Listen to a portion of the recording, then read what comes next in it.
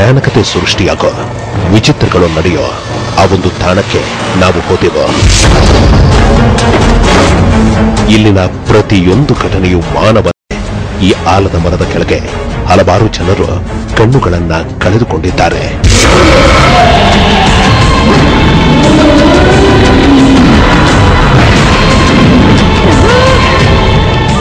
ಕಣ್ಣು ಕಾಣದಿರ ಹಾಗೆ ಬಿದ್ದೋಗಿ. ಅಸಲಿಗೆ ಆಲದ ಮರದ ಕೆಳಗೆ ಹಲವಾರು ಜನರು ಕಣ್ಣುಗಳನ್ನ ಕಳೆದುಕೊಂಡಿದ್ದಾದರೂ ಏಕೆ ಎಂಬ ಹಲವು ಪ್ರಶ್ನೆಗಳಿಗೆ ಉತ್ತರ ಈ ಆಲದ ಮರಕ್ಕೆ ಹತ್ತಿರದಲ್ಲಿರೋ ಈ ಒಂದು ಹೊಲ, ಈ ಒಂದು ಮಾವಿನ ತೋಪು.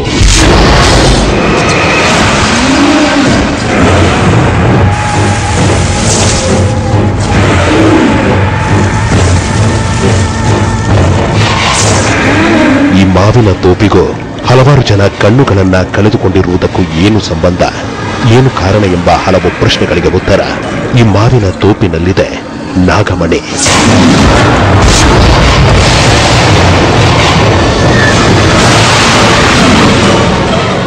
ಹಬ್ಬದಾಗಿ ಲೈಟ್ ಬಂದ್ಬಿಡ್ತು, ಬೆಳಕು ಬಂದ್ಬಿಡ್ತು. ನಾಗಮಣಿ ಇವರಿಗೆ ಆಗಿರುವಂತಹ ಒಂದು ವಿಚಿತ್ರ ಅನುಭವದ ಪ್ರಕಾರ ಅದೊಂದು ರಾತ್ರಿ ಇವರು ಈ ಹೊಲದೊಳಗೆ ಹಾದು ಹೋಗಬೇಕಾದ್ರೆ ಒಂದು ವಿಚಿತ್ರ ಎದುರಾಯಿತು, ಒಂದು ಭಯಾನಕತೆ ಎದುರಾಯಿತು. ಆ ವಿಚಿತ್ರವೇ, ಆ ಭಯಾನಕತೆಯೇ ಈ ಹೊಲದಲ್ಲಿನ ಒಂದು ಜಾಗದಲ್ಲಿ ಇದ್ದಕ್ಕಿದ್ದಂತೆ ನೀಲಿ ಬಣ್ಣದ ಬೆಳಕು ಪ್ರಜ್ವಲಿಸಲು ಆರಂಭಿಸಿತ್ತು.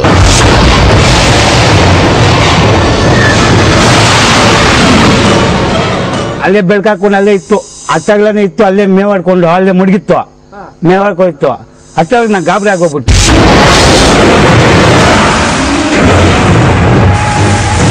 ಇಲ್ಲಿಗಾಗಲೇ ಹಲವಾರು ಜನರು ಈ ಮಾವಿನ ತೋಪಿನಲ್ಲಿ ಅದ್ಭುತ ಬೆಳಕನ್ನ ನೋಡಿದ್ದಾರೆ. ಕೆಲವರ ಪ್ರಕಾರ ಆ ನಾಗಮಣಿ ಮೊದಲಿಗೆ ಒಂದು ಸಣ್ಣ ಕಿಡಿಯಂತೆ ಕಾಣಿಸಿಕೊಳ್ಳುತ್ತೆ, ನಂತರ ಅದು ದೊಡ್ಡದಾಗಿ ಪ್ರಜ್ವಲಿಸುತ್ತೆ, ತದನಂತರ ನಾನಾ ಬಣ್ಣಗಳಿಂದ ಕಂಗೊಳಿಸುತ್ತೆ ಎಂಬುದು.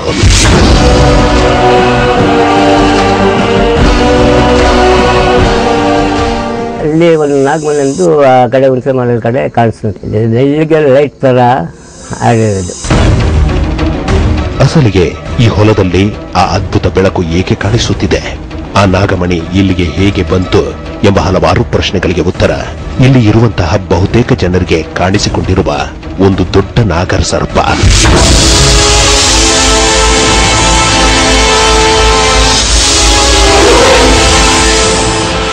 ಒಂದು ಬಾರಿ ಸಮಯ ಬಾರು ದಪ್ಪ ಬಾರು ಓಡಾಡ್ತಾರೆ. ಇಲ್ಲಿನ ಜನರ ಪ್ರಕಾರ ಈ ಮಾವಿನ ತೋಪಿನಲ್ಲಿ ಕಾಣಿಸಿಕೊಳ್ಳುವ ಅದ್ಭುತ ಬೆಳಕು ನಾಗಮಣಿಯಿಂದ ಹೊರಬರುವಂತಹ ಬೆಳಕು. ಅದನ್ನ ಆ ಸರ್ಪ ಎತ್ತಿ ಸಾಗುತ್ತೆ. ರಾತ್ರಿಯ ಸಮಯದಲ್ಲಿ ತಾನು ಇಚ್ಛೆಪಟ್ಟಂತಹ ಸ್ಥಳದಲ್ಲಿ ಇಟ್ಟು ಅದರ ಸುತ್ತ ಓಡಾಡುತ್ತೆ ಎಂಬುದು.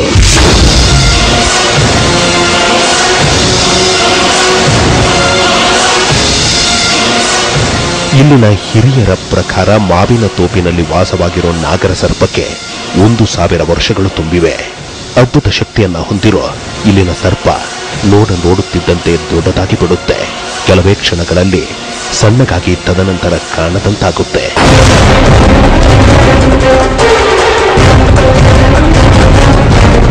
ಕೆಲವೊಂದು ಗ್ರಂಥಗಳ ಪ್ರಕಾರ ಯಾವ ನಾಗರ ಸರ್ಪಕ್ಕೆ 1000 ವರ್ಷಗಳು ತುಂಬುತ್ತವೆಯೋ ಆ ಹಾವು 1000 ವರ್ಷಗಳ ಕಾಲ ಯಾರಿಗೂ ಕಚ್ಚದೆ ಇರುತ್ತೋ ಅಂತಹ ಹಾವಿನ ಹೆಡೆಯಲ್ಲಿ ಉತ್ಪತ್ತಿಯಾಗುತ್ತೆ ವಿಸ್ಮಯಕಾರಿ ನಾಗಮಣಿ.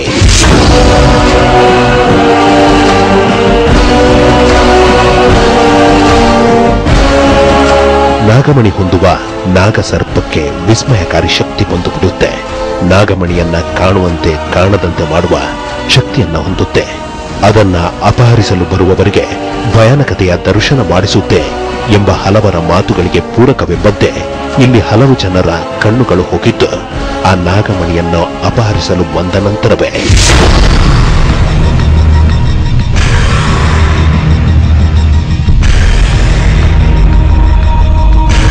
ಹೀಗೆ ಕೆಲವು ವರ್ಷಗಳ ಹಿಂದೆ ಆಂಧ್ರ ಮೂಲದ ವ್ಯಕ್ತಿ ಮಾವಿನ ಹಣ್ಣುಗಳ ಕಾಂಟ್ರಾಕ್ಟ್ ಪಡೆಯಲು ಬಂದ ನಾಗಮಣಿಯ ಬಗ್ಗೆ ವಿಚಾರಿಸಲು ನಿಂತ. ನಾಗಮಣಿ ಇದು ಎಲ್ಲಿ ಇಕ್ಕಿರ್ತಾರ, ಇದ್ರ ಮೇಲೆ ಏನ ಇಕ್ಕಿರ್ತಾರ ಅನ್ನೋದು ಎಲ್ಲ ಇದು ಅವ್ರು ಕೇಳಿದ್ರು. ಮತ್ತೆ ಏನಾದ್ರು ಅಂದ್ರೆ ಇದೆಲ್ಲ ಇನ್ಕ್ವೈರಿ ಮಾಡ್ಕೊಂಡು ಹೋದ್ರು. ಇಲ್ಲಿನ ವಿಸ್ಮಯಕಾರಿ ನಾಗಮಣಿಯ ಬಗ್ಗೆ ವಿಚಾರಣೆ ನಡೆಸಿ ಹೋದ ಆಂಧ್ರ ಮೂಲದ ಆ ವ್ಯಕ್ತಿ ಮತ್ತೊಂದು ದಿನ ಇತ್ತ ಬಂದ ಒಂದು ತಂಡದೊಂದಿಗೆ ಬಂದ. ಹಾಗೆ ಆತ ತನ್ನ ತಂಡದೊಂದಿಗೆ ಬಂದಾಗ ಒಂದು ವಿಚಿತ್ರ ಎದುರಾಯಿತು. ಆ ವಿಚಿತ್ರವೇ ಈ ಹೊಲದ ಸಮೀಪದಲ್ಲಿರುವ ಬಸ್ ನಿಲ್ದಾಣದಲ್ಲಿ ಬಸ್ ಇಳಿದ ಕೂಡಲೇ ಆತನಿಗೆ ಹೃದಯಾಘಾತವಾಗಿತ್ತು. ಹಾರ್ಟ್ ಅಟ್ಯಾಕ್ ಆಗೋಯ್ತು ಅವ್ರಿಗೆ ಇಲ್ಲಿ ಬಸ್ ಸ್ಟ್ಯಾಂಡಲ್ಲೇ ನಾವು ಮತ್ತೆ ಅವರು ಫ್ರೆಂಡ್ಸ್ ಎಲ್ಲ ತಕೊಂಡೋಗಿ ಹಾಸ್ಪಿಟಲ್ ತಕೊಂಡೋದ್ವಿ. ಹೃದಯಾಘಾತವಾದ ಆ ವ್ಯಕ್ತಿಯನ್ನ ಜಿಲ್ಲಾ ಕೇಂದ್ರದ ಆಸ್ಪತ್ರೆಗೆ ಸೇರಿಸಲಾಯಿತು. ತದನಂತರ ಆತನನ್ನ ಊರಿಗೆ ಎತ್ತಿಕೊಂಡು ಹೋಗಲಾಯಿತು. ಆನಂತರ ಆತ ಇದ್ದ ಸುಳಿಯಲೇ ಇಲ್ಲ. ಇದೇ ರೀತಿ ನಾಗಮಣಿಗಾಗಿ ಬಂದ ಅದೆಷ್ಟೋ ಜನರು ವಿಚಿತ್ರ ರೀತಿಯ ಸಮಸ್ಯೆಗಳಿಗೆ ಗುರಿಯಾಗಿದ್ದಾರೆ.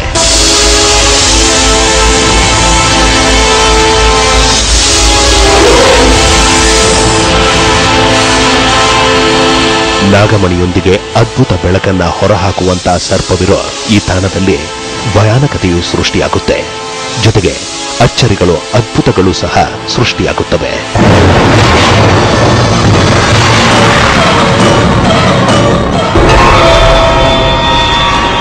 ನಾಗಮಣಿಯನ್ನ ಹೊಂದಿರೋ ಸರ್ಪವಿರುವ ಮಾವಿನ ತೋಪಿನಲ್ಲಿ ಅಚ್ಚರಿಗಳು ಅದ್ಭುತಗಳು ನಡೆಯುತ್ತವ ಎಂಬ ಹಲವು ಪ್ರಶ್ನೆಗಳಿಗೆ ಈ ತೋಪಿನ ಪಕ್ಕದಲ್ಲಿರೋ ಗ್ರಾಮದಲ್ಲಿ ಉತ್ತರವಿದೆ.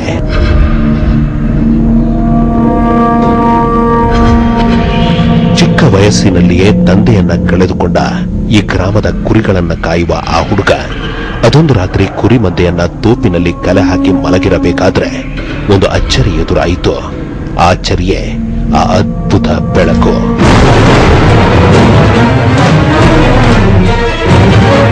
ಕುರಿ ಕಾಯುವ ಆ ಹುಡುಗ ನೋಡುತ್ತಿದ್ದಂತೆ ತಾನಿದ್ದ ಸ್ಥಳವೆಲ್ಲ ಬೆಳಕಾಗಿ ಹೋಯಿತು.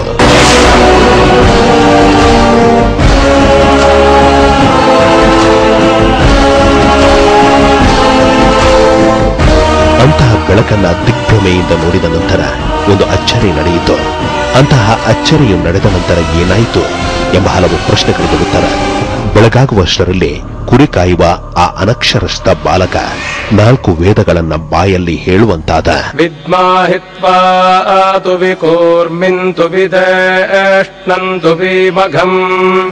ಅಕ್ಷರ ಜ್ಞಾನವೇ ಇಲ್ಲದ ಕುರಿ ಕಾಯುವ ಆ ಬಾಲಕ ಇದೀಗ 100 ಕೃತಿಗಳನ್ನ ರಚಿಸಿದ್ದಾನೆ.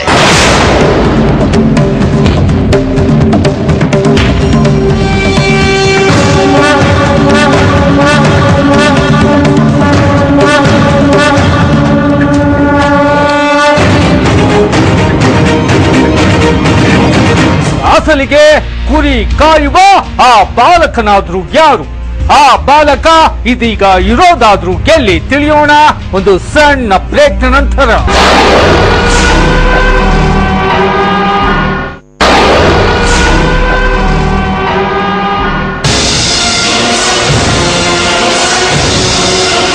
ಕುರಿ ಕಾಯುವ ಬಾಲಕನಿಗೆ ಅನಕ್ಷರಸ್ಥ ಬಾಲಕನಿಗೆ ಮಾವಿನ ತೋಪಿನಲ್ಲಿ ಅದ್ಭುತ ಬೆಳಕಿನ ಅಚ್ಚರಿ ಎದುರಾದ ನಂತರ ಆತ ಬೆಳಗಾಗುವಷ್ಟರಲ್ಲಿ ಮಹಾಪಂಡಿತನಾಗಿ ಬಿಟ್ಟ. ಸಂಸ್ಕೃತದ ಒಂದೇ ಒಂದು ಅಕ್ಷರವನ್ನು ಕಂಡರಿಯದ ಬಾಲಕ ವೇದಗಳನ್ನ ಉಪನಿಷತ್ತುಗಳನ್ನ ಬರಿಬಾಯಲ್ಲಿ ಹೇಳಲು ಆರಂಭಿಸಿಬಿಟ್ಟ. 100 ಕೃತಿಗಳನ್ನ ಬರೆದು ಬಿಟ್ಟ.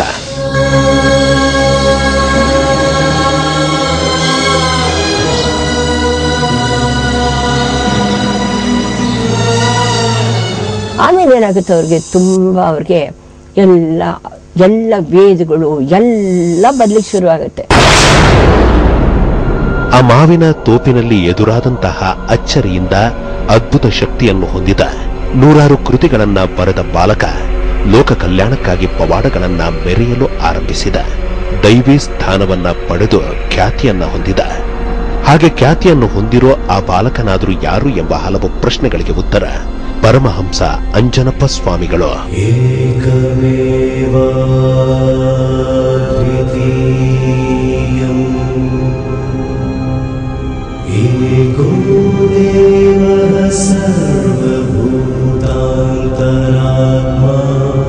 ಅಸಲಿಗೆ ಮಾವಿನ ತೋಪಿನಲ್ಲಿ ನಾಗಮಣಿಯನ್ನ ಹೊತ್ತು ಸಾವಿರಾರು ವರ್ಷಗಳಿಂದ ಜೀವನ ಸಾಗಿಸುತ್ತಿರುವ ನಾಗಸರ್ಪದ ಹಿಂದಿನ ರಹಸ್ಯವಾದರೂ ಏನೋ? ಮಾವಿನ ತೋಪಿನಲ್ಲಿ ಅಚ್ಚರಿಗಳು ಅದ್ಭುತಗಳು ನಡೆಯುತ್ತಿರುವುದಕ್ಕೆ ಕಾರಣವಾದರೂ ಏನು ಎಂಬ ಹಲವು ಪ್ರಶ್ನೆಗಳಿಗೆ ಉತ್ತರ. ಸಾವಿರಾರು ವರ್ಷಗಳಷ್ಟು ಹಳೆಯದಾದ ವಿಗ್ರಹವಿಲ್ಲದ ಪಾಳು ಬಿದ್ದ ಒಂದು ಮಂಟಪ.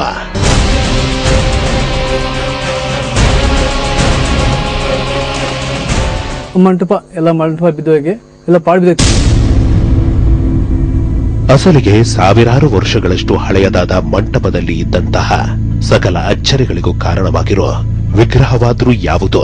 ಇಂದಿಗೂ ಒಂದು ನಾಗಸರ್ಪ ನಾಗಮಣಿಯೊಂದಿಗೆ ಬೆಳಕನ್ನ ಚೆಲ್ಲುತ್ತಾ ಇಡೀ ಪ್ರದೇಶವನ್ನ ಕಾಯುತ್ತಿರುವುದಾದರೂ ಏತಕ್ಕೆ ಎಂಬ ಹಲವು ಪ್ರಶ್ನೆಗಳಿಗೆ ಉತ್ತರ.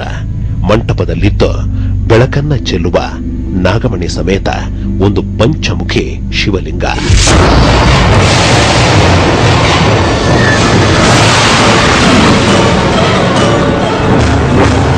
ಕೆಲವೊಂದು ದಿನಗಳಲ್ಲಿ ಅದ್ಭುತ ಬೆಳಕಿನೊಂದಿಗೆ ಕಂಗೊಳಿಸುತ್ತಿದ್ದ ನಾಗಮಣಿ ಸಮೇತ ಪಂಚಮುಖಿ ಶಿವಲಿಂಗವನ್ನ ದರೋಡೆಕೋರರ ತಂಡ ಮಂಟಪದಿಂದ ಎತ್ತಿಬಿಟ್ಟಿತು. ಈ ಆಳದ ಮರದ ಕೆಳಕ್ಕೆ ತಂದು ಬಿಟ್ಟಿತು.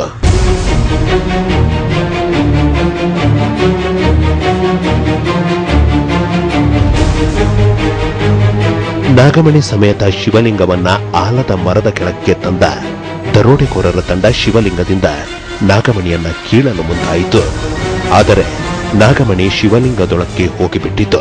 ಆನಂತರ ಇಡೀ ದರೋಡೆಕೋರರ ತಂಡ ಕಣ್ಣುಗಳನ್ನ ಕಳೆದುಕೊಂಡು ಒದ್ದಾಡಲು ಆರಂಭಿಸಿದಾಗ ಶಿವಲಿಂಗ ಆಲದ ಮರದ ಕೆಳಗಿನ ಈ ಕೊಳದೊಳಕ್ಕೆ ಬಿದ್ದು ಬಿಟ್ಟಿತು.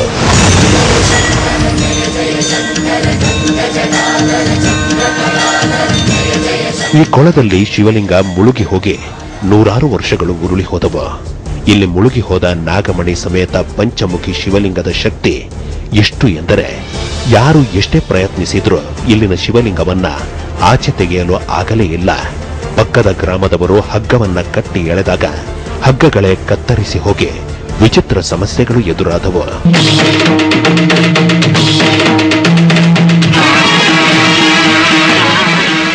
ಪಕ್ಕದ ಊರವರು ಯಾರೋ ಅದನ್ನು ತೆಗೆದುಕೊಂಡು ಹೋಗ್ಬೇಕು ಅಂತ ನೋಡು ಹಗ್ಗಡ ಹಾಕಿ ತೆಗೆದಿದ್ದಾರೆ. ಅವ್ರಿಗೂ ಹಗ್ಗಳೆಲ್ಲ ಕಿತ್ತೋಗ್ಬಿಟ್ಟು ಅವ್ರಿಗೂ ಸಾಧ್ಯವಾಗಲಿಲ್ಲ. ಯಾರಿಗೂ ಕಾಣದೆ ಶಿವಲಿಂಗ ತನ್ನನ್ನು ತಾನು ಹೇಗೆ ರಕ್ಷಿಸಿಕೊಂಡಿತೆಂದರೆ ಕೊಳದಲ್ಲಿ ಕೊಂಚ ನೀರು ಕಡಿಮೆಯಾಗಿ ಶಿವಲಿಂಗ ಆಚೆ ಕಂಡ ಮರುದಿನವೇ ಧಾರಾಕಾರವಾಗಿ ಮಳೆ ಸುರಿಯಲು ಆರಂಭಿಸಿತು. ಲಿಂಗ ಕಾಣದಂತಾಯಿತು.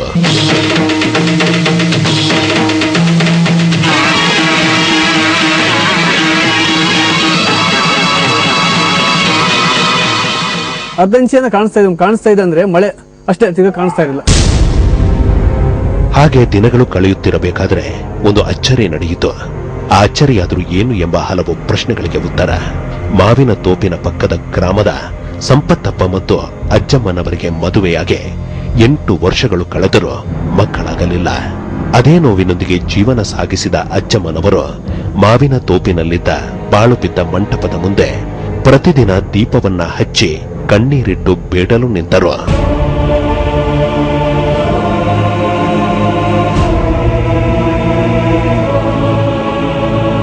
ಕೆಲವರು ವಿಗ್ರಹವಿಲ್ಲದ ಮಂದಿರಕ್ಕೆ ದೀಪವನ್ನೇಕೆ ಹಚ್ಚುತ್ತೀಯಾ ಅಂತ ನಾನಾ ವಿಧದಲ್ಲಿ ಮಾತನಾಡಲು ಆರಂಭಿಸಿದ್ರು.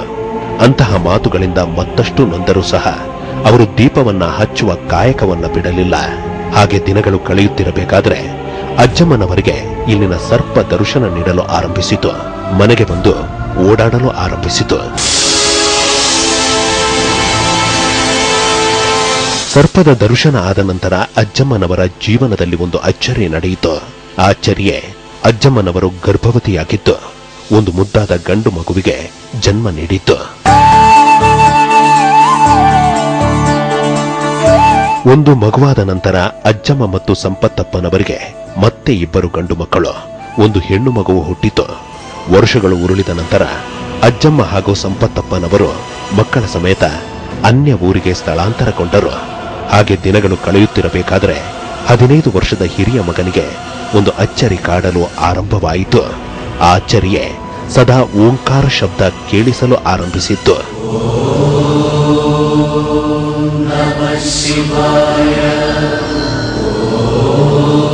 ಅಂತಹ ಓಂಕಾರದ ಶಬ್ದದೊಂದಿಗೆ ಬೆಳೆದ ಹಿರಿಯ ಮಗನಿಗೆ 25 ವರ್ಷಗಳು ತುಂಬಿದ ನಂತರ ಮತ್ತೊಂದು ಅಚ್ಚರಿ ನಡೆಯಿತು.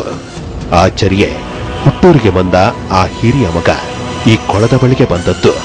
ಕೊಳದೊಳಕ್ಕೆ ಕೈ ಇಟ್ಟ ಕೂಡಲೇ ನಾಗಸಮೇತ ಪಂಚಮುಖಿ ಶಿವಲಿಂಗ ಕೈಗೆ ಸಿಕ್ಕಿದ್ದು. ತದನಂತರ ಸುಲಭವಾಗಿ ಮೇಲೆ ಬಂದದ್ದು.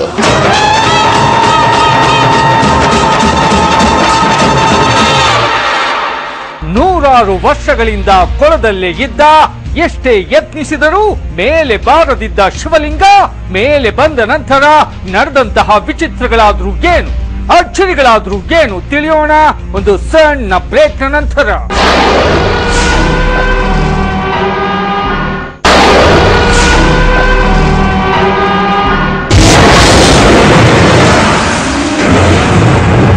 ಮಾವಿನ ತೋಪಿನಲ್ಲಿನ ಅದ್ಭುತ ಶಕ್ತಿಯ ಕೃಪೆಯಿಂದ ಹುಟ್ಟಿದ ಅಜ್ಜಮ್ಮನ ಮಗ ಕೊಳಕ್ಕೆ ಇಳಿದು ಕೈ ಇಟ್ಟ ಕೂಡಲೇ ಶಿವಲಿಂಗ ಸಿಕ್ಕಿಬಿಟ್ಟಿದ್ದು. ಯಾರು ಎಷ್ಟೇ ಪ್ರಯತ್ನಿಸಿದ್ರೂ ಬಾರದಿದ್ದ ಶಿವಲಿಂಗ ಸುಲಭವಾಗಿ ಮೇಲೆ ಬಂದು ಬಿಟ್ಟಿದ್ದು.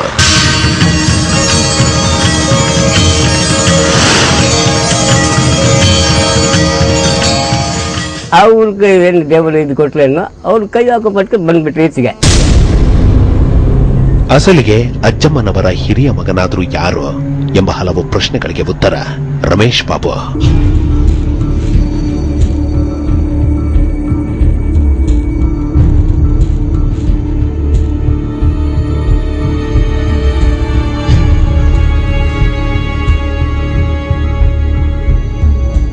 ಮುಂದೊಂದು ದಿನ ಪಾಳು ಬಿದ್ದ ಜಾಗದಲ್ಲಿ ಮಂದಿರವನ್ನು ಕಟ್ಟಿ ಯಾವುದೇ ಪ್ರಯಾಸವಿಲ್ಲದೆ ಮೇಲೆ ಬಂದ ಲಿಂಗವನ್ನ ಪ್ರತಿಷ್ಠಾಪಿಸೋಣ ಎಂಬ ಮನಸ್ಸಿನೊಂದಿಗೆ ರಮೇಶ್ ಬಾಬುರವರು ಕೊಳದ ಬಳಿಯಲ್ಲಿನ ಒಂದು ತೊಟ್ಟಿಯಲ್ಲಿ ನೀರನ್ನು ಹಾಕಿ ಅದರೊಳಗೆ ಶಿವಲಿಂಗವನ್ನ ಇರಿಸಿದ್ರು. ಸಣ್ಣದಾಗ ದೇವಸ್ಥಾನ ಮಾಡೋಣ ಯಾಕೆ ಮಾಡಬಾರ್ದು ಅಂತ ಅನಿಸ್ತು. ತೊಟ್ಟಿಯಲ್ಲಿ ನೀರು ಹಾಕ್ಬಿಟ್ಟು ಅದರಲ್ಲಿ ಇಟ್ಟಿದ್ವಿ. ಕೊಳದ ಬಳಿಯಲ್ಲಿ ನೀರಿನ ತೊಟ್ಟಿಯಲ್ಲಿ ಶಿವಲಿಂಗವನ್ನ ಇಟ್ಟ ನಂತರ ಮತ್ತೊಂದು ಅಚ್ಚರಿ ನಡೆಯಲು ಆರಂಭವಾಯಿತು. ಆ ಅಚ್ಚರಿಯೇ ತೊಟ್ಟಿಯ ಮೇಲೆ ನಾಗಸರ್ಪ ಕಾಣಿಸಿಕೊಳ್ಳಲು ಆರಂಭಿಸಿತ್ತು.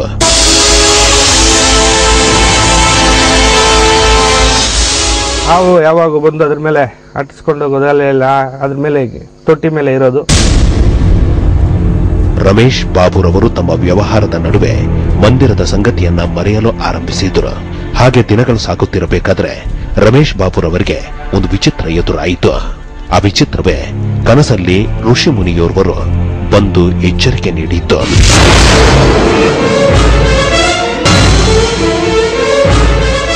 ಅಲ್ಲಿ ಅಮಂಗ್ಲ ನಡೀತಾ ಇದ್ರೆ ಇಲ್ಲಿ ಮಲ್ಕೊಂಡಿದ್ದೆ ಅಂತ ಯಾರೋ ದೊಡ್ಡ ಮನುಷ್ಯರು ಒಂದು ಏಜ್ ಬಂದವರು ಭ್ರಾಸ ಆಯ್ತು. ಅಂತಹ ಕನಸಿನಿಂದ ಎಚ್ಚೆತ್ತ ರಮೇಶ್ ಬಾಬುರವರ ನಿದ್ರೆ ಹೋಯಿತು. ಬೆಳಗಾಗುತ್ತಿದ್ದಂತೆಯೇ ಅನ್ಯ ಊರಿನಿಂದ ಗ್ರಾಮದ ಕೊಳದ ಕಡೆಗೆ ಬಂದಾಗ ಊರಿನ ಜನರಿಂದ ಒಂದು ಭಯಾನಕ ಸುದ್ದಿ ತಿಳಿಯಿತು. ಆ ಭಯಾನಕ ಸುದ್ದಿಯೇ ಶಿವಲಿಂಗವನ್ನ ಇಟ್ಟಿದ್ದ ತೊಟ್ಟಿ ಇಡೀ ಗ್ರಾಮಕ್ಕೆ ಕೇಳಿಸುವಂತಹ ಭಾರೀ ಶಬ್ದದೊಂದಿಗೆ ಬ್ಲಾಸ್ಟ್ ಆಗಿತ್ತು.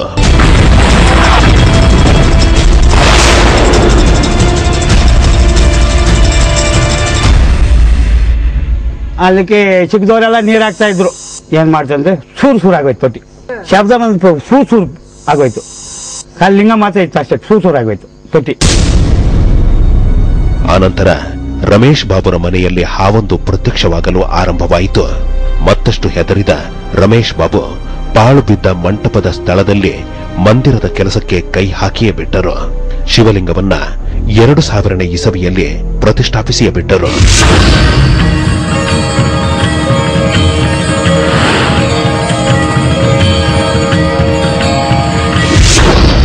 ಮಂದಿರ ಕಟ್ಟಿದ ನಂತರ, ಶಿವಲಿಂಗ ಸ್ಥಾಪಿಸಿದ ನಂತರ ಅಚ್ಚರಿಗಳು, ಅದ್ಭುತಗಳು ನಡೆಯಲು ಆರಂಭಿಸಿದವು.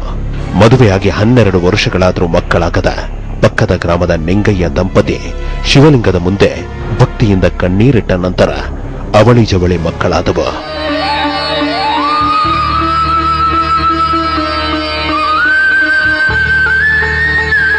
ಮಕ್ಕಳಾಯಿದ್ದು ಇಬ್ಬರಿದ್ದಾರೆ ಈಗಲೂ ಅವಳಿ ಜವಳಿ. ಚುನಾವಣಾ ಸಮಯದಲ್ಲಿ ಪ್ರಿಂಟಿಂಗ್ ಮಿಸ್ಟೇಕ್ನಿಂದ ಬ್ಯಾಲೆಟ್ ಪೇಪರ್ನ ಸಂಖ್ಯೆಯಲ್ಲಿ ಏರುಪೇರಾದ ಕಾರಣ ಶಿಕ್ಷಕರಾದ ಇವರ ಮೇಲೆ ಎಫ್ಐಆರ್ ದಾಖಲಾಯಿತು. ಕೋರ್ಟ್ಗೆ ಅಲೆದಾಡುವಂತಾಯಿತು. ಶಿವಲಿಂಗದ ಮುಂದೆ ಕಣ್ಣೀರಿಟ್ಟು ಬೇಡಿದ ನಂತರ ಇವರು ನಿರ್ದೋಷಿಗಳೆಂದು ಸಾಬೀತಾಯಿತು.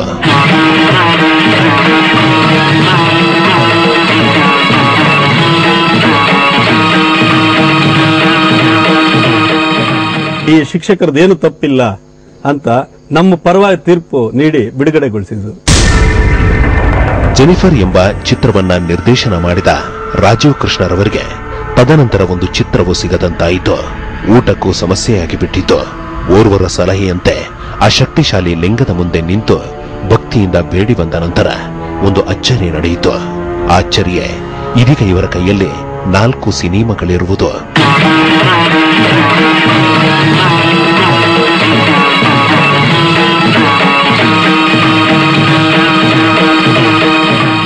ಇವತ್ತು ಅದೇ ಹೇಳಿದ್ನಲ್ಲ, 4 ಜನ ಸಿನಿಮಾ ನಿರ್ಮಾಪಕರು ಅಡ್ವಾನ್ಸ್ಗಳನ್ನ ಕೊಟ್ಟರು ಪಿಕ್ಚರ್ ಮಾಡಿ ಅಂತ ಹೇಳಿ. ಇವತ್ತು ಪರವಾಗಿಲ್ಲ, ನನ್ನ ಆರ್ಥಿಕ ಸ್ಥಿತಿಗತಿಗಳು ತುಂಬಾ ಚೆನ್ನಾಗಿದೆ. ಅಸಲಿಗೆ ನಾಗಮಣಿಯನ್ನ ತನ್ನಲ್ಲಿ ಇರಿಸಿಕೊಂಡಿರುವ ಸಾವಿರಾರು ವರ್ಷಗಳಷ್ಟು ಹಳೆಯದಾದ ಅಚ್ಚರಿಗಳನ್ನ, ಅದ್ಭುತಗಳನ್ನ ಸೃಷ್ಟಿಸುತ್ತಿರುವ ಮಾವಿನ ತೋಪಿನಲ್ಲಿರೋ ಪಂಚಮುಖಿ ಶಿವಲಿಂಗ ಇರೋದಾದ್ರೂ ಹೇಗೆ? ಯಾವ ಹೆಸರಿನಿಂದ ಅದು ತನ್ನ ಶಕ್ತಿಯನ್ನ ತೋರುತ್ತಿದೆ ಎಂಬ ಹಲವು ಪ್ರಶ್ನೆಗಳಿಗೆ ಉತ್ತರ ಶ್ರೀ ನಾಗನಾಥೇಶ್ವರ ಸ್ವಾಮಿ.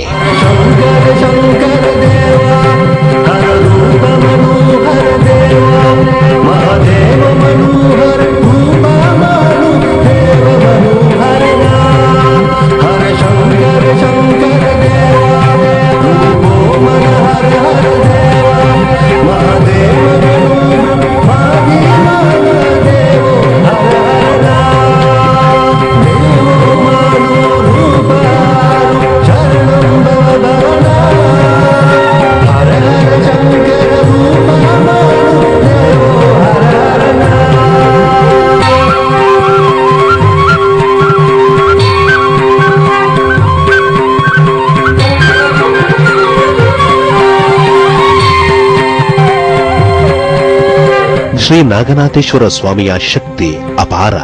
ಅಂತಹ ಶಕ್ತಿಯಿಂದ ಇಲ್ಲಿಗಾಗಲೇ ಬಹಳಷ್ಟು ಅಚ್ಚರಿಗಳು ನಡೆಯುತ್ತಿವೆ. ಇಂತಹ ಮಾತುಗಳಿಗೆ ಈ ಸ್ವಾಮಿಯಲ್ಲಿನ ಶಕ್ತಿಯಿಂದ ಸರ್ಪದೋಷ ಸೇರಿದಂತೆ ನಾನಾ ದೋಷಗಳನ್ನ ನಿವಾರಣೆ ಮಾಡಿಕೊಂಡು ಒಳಿತನ್ನ ಕಂಡಂತಹ ಸಹಸ್ರಾರು ಜನರೇ ಜೀವಂತ ಸಾಕ್ಷಿ.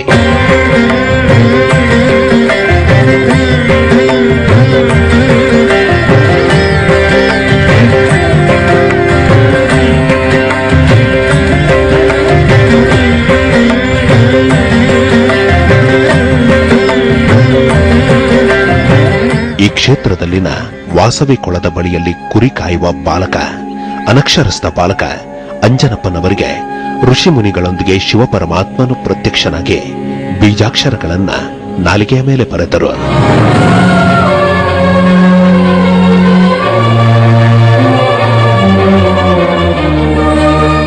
ಶಿವಪರಮಾತ್ಮನು ಅಂಜನಪ್ಪನವರಿಗೆ ಬೀಜಾಕ್ಷರಗಳನ್ನ ಬರೆದ ನಂತರ ಅಂಜನಪ್ಪನವರು ವೇದಾಂತಿಗಳಾದರು, ಪರಮಹಂಸರಾದರು. 100 ಕೃತಿಗಳನ್ನು ಬರೆದು ಈ ತಾಣಕ್ಕೆ ಸ್ವಲ್ಪ ದೂರದಲ್ಲಿರುವ ಗಟ್ಟಿಹಳ್ಳಿಯಲ್ಲಿ ಶಿವೈಕ್ಯರಾದರು.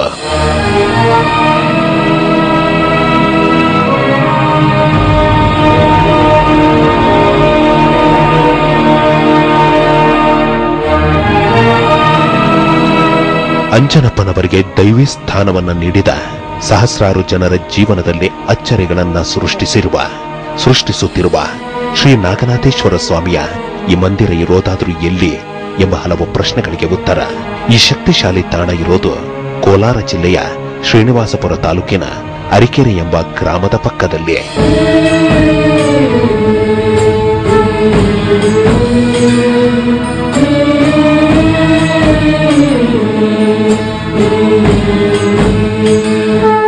ನಮ್ಮ ಕೋಲಾರ ಜಿಲ್ಲಾ ವರದಿಗಾರ ರಾಜೇಂದ್ರ ಸಿಂಹ ನೀಡಿದಂತಹ ಮಾಹಿತಿಯ ಮೇರೆಗೆ ನಾವು ಅವರೊಂದಿಗೆ ಶ್ರೀನಿವಾಸಪುರಕ್ಕೆ 5 ಕಿಲೋಮೀಟರ್ಗಳ ಅಂತರದಲ್ಲಿರುವ ಅರಿಕೆರೆಗೆ ಹೋದೆವು. ನಾಗನಾಥೇಶ್ವರ ಸ್ವಾಮಿಯ ದರ್ಶನ ಮಾಡಿದೆವು.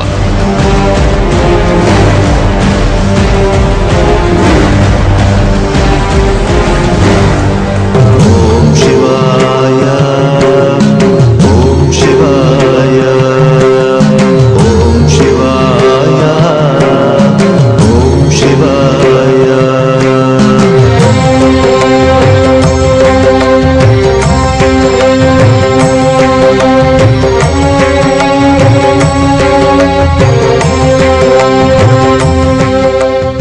ಕೋಲಾರ ಜಿಲ್ಲೆಯ ಶ್ರೀನಿವಾಸಪುರ ತಾಲೂಕಿನ ಅರಿಕೆರೆ ಗ್ರಾಮದ ಮಾವಿನ ತೋಪಿನಲ್ಲಿರೋ ನಾಗನಾಥೇಶ್ವರ ಮಂದಿರ ಸದಾ ಅಚ್ಚರಿಗಳು ನಡೆಯೋ ಸರ್ಪಗಾವರಿ ಕೇಂದ್ರವಾಗಿದೆ.